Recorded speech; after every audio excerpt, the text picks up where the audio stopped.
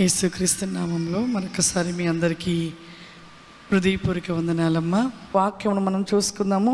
దావీదు రాసిన కీర్తనలు 34వ అధ్యాయము 17వ వచనము.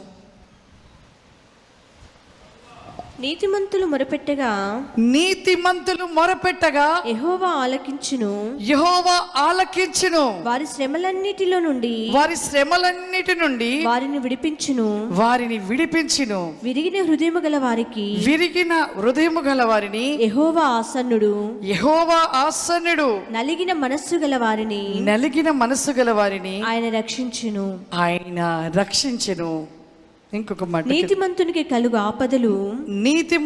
కలుగు ఆపదలను అనేకములు వాటి అన్నిటిలో నుండి యెహోవా వానిని విడిపించును. చూడండి, నీతిమంతుడు మొరపెట్టినప్పుడు దేవుడు ఆలకిస్తాడు. నీతిమంతుని ప్రార్థనకి దేవుడు ఖచ్చితంగా ప్రతిఫలాన్ని ఇస్తాడు. ఎన్నో శ్రమలు, నీతిమంతుడు కూడా శ్రమలు వస్తాయి, రావని కాదు. భక్తిహీనుడికి వస్తాయి, భక్తి పరుడు కూడా వస్తాయి. కానీ భక్తి పరుడికి ఖచ్చితంగా ఒక రోజుకి ఆయన భక్తి జీవితాన్ని బట్టి ఆ శ్రమల నుండి విడిపించబడతాడు. భక్తిహీనుడు ఆ శ్రమల నుండి విడిపించబడాడు. ఆ శ్రమలు వస్తానే ఉంటవి. ఆ శ్రమలు బాధలు పడుతూ చివరికి ఆ భక్తిహీనత కలిగి మరణిస్తే ఎక్కడికి వెళ్తారు? నరకానికి వెళ్తారు. కానీ నీతిమంతుడు చాలా మంది అంటారు, ఎన్నో గంటలు ప్రార్థన చేశాము అంటారు. నీతి, యథార్థత, సత్యాన్ని పరిపూర్ణత లేకుండా ఎన్ని గంటలు ప్రార్థన చేసినా ఆ ప్రార్థన ప్రతిఫలం రాదు ప్రియులారా.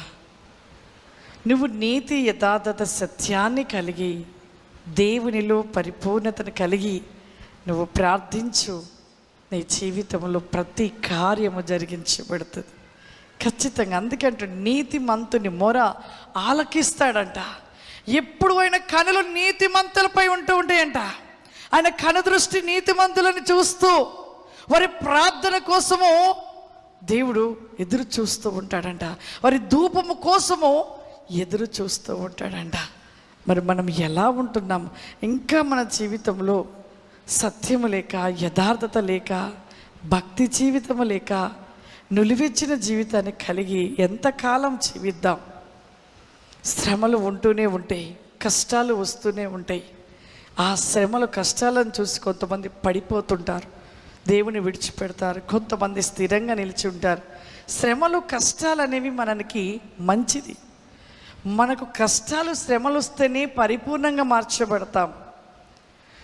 మనము కష్టాలను బట్టి, శ్రమలను బట్టి కొంతమంది నీతి, యథార్థాన్ని విడిచిపెట్టి మోసకరమైన జీవితంలోకి వెళ్ళిపోయి, పాపంలోకి వెళ్ళిపోయి, భక్తిహీనతలోనికి వెళ్ళిపోతూ ఉంటారు. ఈ భక్తిహీనత ఎప్పుడు కలుగుతుందంటే కష్టాలను బట్టి చాలామంది ఓర్చుకోలేరు, తట్టుకోలేరు. ఏంటి కష్టాలు? ఇంత ఆర్థికమైన ఇబ్బందులు ఎందుకు? ఏదో ఒక తప్పు పని చేస్తే అయిపోతుందిగా, మోసమైన పనులు చేస్తే అయిపోతుంది కదా, ఒక మనిషిని మోసపరిస్తే సరిపోతుంది కదా, ఇలా ఆలోచనలు, తలంపులు కలిగి భక్తిహీనతలోనికి వెళ్ళిపోతూ ఉంటారు. అటువంటి వారి జీవితంలో ఏది దొరకదు. మోసం చేసినవి ఎంత సంపాదించినా అది వ్యర్థమే. అది నీ జీవితంలో, నీ కుటుంబానికి ఆశీర్వాదకరంగా ఉండదు. అది ఏ రోజుకైనా దానివల్ల శాపమే, కుటుంబానికి రోగమే, కుటుంబంలో అనారోగ్యంలే, కుటుంబంలో శ్రమే. నువ్వు నీతి, యథార్థంగా ₹1 సంపాదించు చాలు, అది నీ కుటుంబాన్ని వర్ధిల్లింప చేస్తుంది. ఆశీర్వదించబడతారు, దీవించబడతారు, ఆరోగ్యంగా జీవిస్తారు. నీతి మంతులు జీవితంలో ఎన్నో ఆశీర్వాదాలు ఉంటాయంట. బైబిల్ గ్రంథంలో చూసుకుంటే నీతి మంతుల గురించి ఎన్నో విషయాలు రాయబడి ఉన్నవి ప్రియులారా. కాబట్టి మన జీవితంలో శ్రమ వస్తేనే, శ్రమను బట్టే చాలామంది జారిపోతున్నారు, పాపంలో పడిపోతున్నారు, ప్రార్థన జీవితాన్ని విడిచిపెడుతున్నారు, భక్తి జీవితాన్ని విడిచిపెడుతున్నారు, భక్తిహీనతలోనికి పడిపోతున్నారు. నువ్వు దేవుడికి ఎక్కువ సమయం ఇచ్చి, దేవుడిలో నువ్వు ఎక్కువగా ఉండి, ఒకవేళ నువ్వు ఎవరితో ముచ్చటించినా నీ మాటలు దేవుని మాటలే ఉండాలి.